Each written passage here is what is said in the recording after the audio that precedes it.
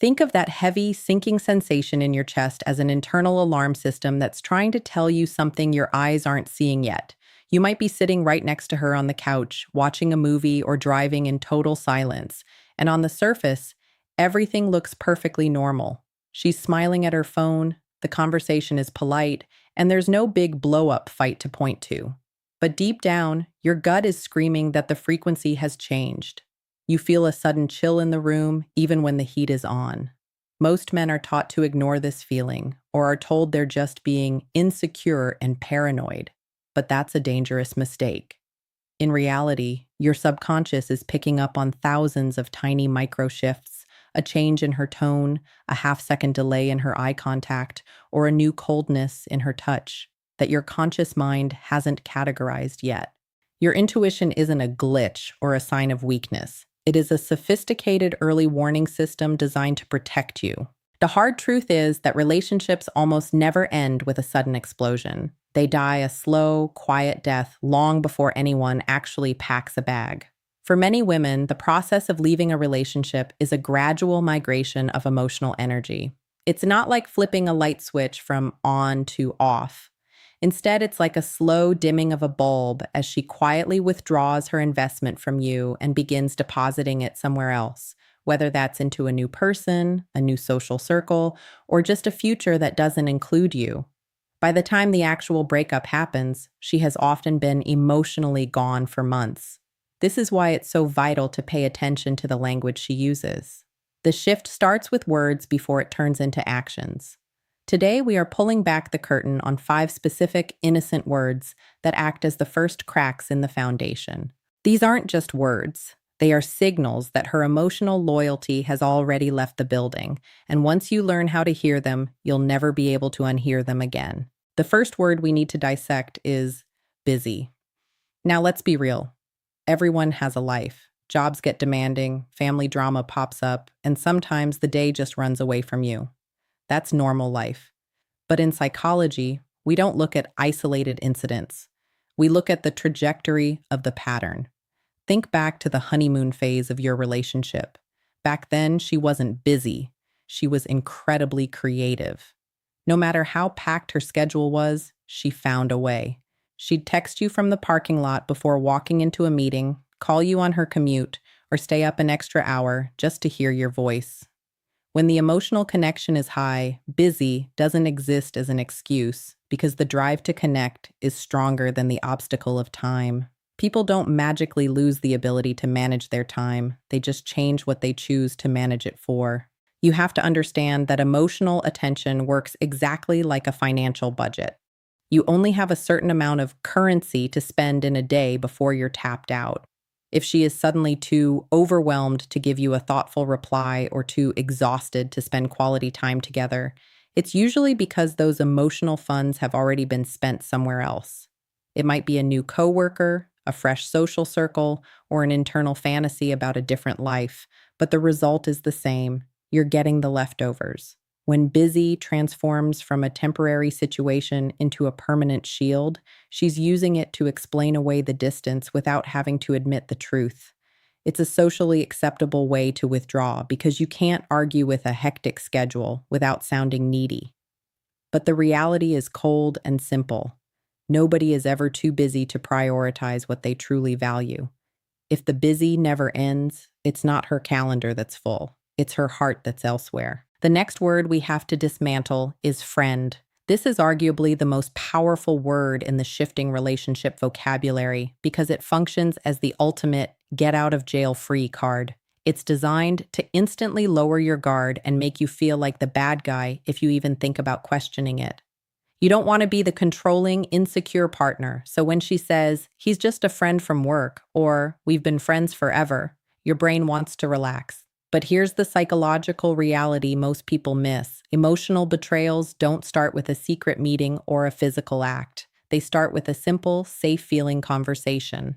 They start with shared jokes, venting about a bad day, or deep talks about life that should be happening with you. Human beings bond through emotional sharing, and when she starts opening up to someone else, she is building a foundation of intimacy that naturally pulls her away from your connection. You need to watch for the shift in the narrative. If a new friend suddenly becomes the lead character in her daily stories, or if she starts comparing your reactions to how he would handle it, the line hasn't just been stepped on, it's been crossed. Pay close attention to her reaction when you bring him up. In a healthy, transparent relationship, a friend is just a person you know. There's no reason to hide anything. But the moment you ask a simple, curious question and she responds with sharp defensiveness or a sudden, "Why are you interrogating me?" vibe, that is a massive red flag. Secrecy, locked phones, and hidden messages are not features of a platonic friendship. If you've started to feel like a third wheel or an outsider in your own relationship, it's because an emotional replacement is already well underway. She's moving her loyalty into a new, safe space and using the word friend as a tactical shield to keep you from seeing the truth until it's too late. Then we hit the word that feels like a heavy door closing: space. On the surface, asking for space sounds like a mature, healthy request for personal growth. In a thriving relationship, space is actually a good thing. It's a recharge where both people take a breath so they can come back together even stronger. But there is a massive difference between healthy space and the space trap. In a secure bond, space always comes with reassurance. She might say, "I'm feeling really overwhelmed with work and need a weekend to myself, but I love you and we're good." That little bit of reassurance is the anchor that keeps the relationship steady. However, when emotional loyalty is shifting, space arrives without the anchor. It's vague, it's cold, and it's open-ended.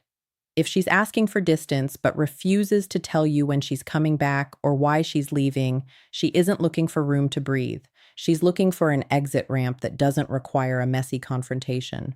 Psychologically, this version of space serves as a transition zone. When her emotional energy is being redirected towards someone or something else, staying close to you creates cognitive dissonance, a fancy way of saying it makes her feel guilty and conflicted. By creating a physical and emotional buffer, she can explore those new feelings or that new connection without the constant reminder of your presence. It's essentially a free trial of being single while keeping you as a safety net in the background. The biggest mistake you can make here is to chase her into that space. When you try to force closeness by texting more, asking more questions, or begging for clarity, you actually push her further away because you're making yourself a source of stress rather than a partner.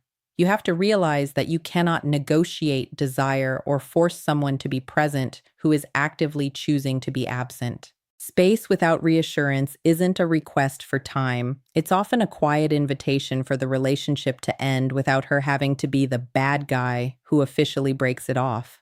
The fourth word you need to watch for is stress. Now, don't get it twisted. Life is genuinely hard. Between career pressure, family drama, and personal goals, everyone feels the weight of the world sometimes. But in the world of relationship psychology, stress isn't just an emotion. It's a litmus test for where the emotional home is located. In a solid, healthy bond, you are her sanctuary. When the world beats her up, you are the person she runs to for relief, safety, and a sense of calm. However, when her emotional loyalty begins to shift, that dynamic flips on its head. Suddenly, she isn't running to you when things get heavy. She's running away from you. If she's using stress as a reason to shut you out, it's a major signal that the emotional foundation has moved. She isn't seeking comfort in your arms anymore because for her, your presence has transitioned from being a source of peace to being another obligation she has to manage. This is where it gets tricky. She might not even be lying to herself. She likely feels genuinely overwhelmed, but what she isn't admitting is why. Subconsciously, she is redirecting her venting, her aha moments, and her laughter to a new source of excitement. When she's with this new person or focused on this new world, she feels light and energized. When she looks at you, she feels the stress of her fading commitment and the guilt of her distance. You've essentially been demoted from her partner to just another task on her to-do list, right next to paying the bills or finishing a work project. The most painful part for men is the urge to double down on being the nice guy. You think if you're more supportive, more patient, or do more chores, the stress will vanish and she'll come back. But you can't nice your way out of a lack of attraction. Increased effort on your part cannot fix a redirected heart because duty and obligation are the opposite of genuine desire. Finally, we come to the heaviest word in the entire psychological playbook: change. When she starts saying things like, "I've changed," "I'm just a different person now," or "things aren't the same anymore," she isn't talking about her taste in music or her weekend hobbies. She is talking about a fundamental shift in her identity. In a relationship, you don't just fall in love with a person. You fall in love with the shared world you've built together, the inside jokes, the future plans, and the specific version of yourself that exists only with them. When she invokes the word change, she is signaling that the version of her that felt bonded to you is fading away. It's a polite way of saying her heart has evolved into a shape that no longer fits the space you've made for her. This is the final stage of emotional drift, a slow motion process where the daily choice to prioritize each other has been replaced by a quiet, gradual withdrawal. This realization is often where men feel the most desperate, but it's actually where you need the most clarity. You might be tempted to ask, "What did I do wrong?" or "How can I change to match the new her?" But you have to understand that your value as a man is not defined by how hard you can chase someone who is already emotionally halfway out the door. Real strength isn't found in begging for a seat at a table where you're no longer welcome. It's found in recognizing when the mutual effort, the reciprocity, has vanished. If you have to shrink yourself, silence your intuition, or perform backflips just to be noticed, you aren't in a partnership anymore. You're in a pursuit. The right relationship, built on honesty and mutual choice, will never make you feel like you are slowly disappearing or becoming a ghost in your own home. Choosing your self-respect in this moment isn't giving up. It's the only way to ensure that when you do give your heart again, it's to someone who is actually there to catch it.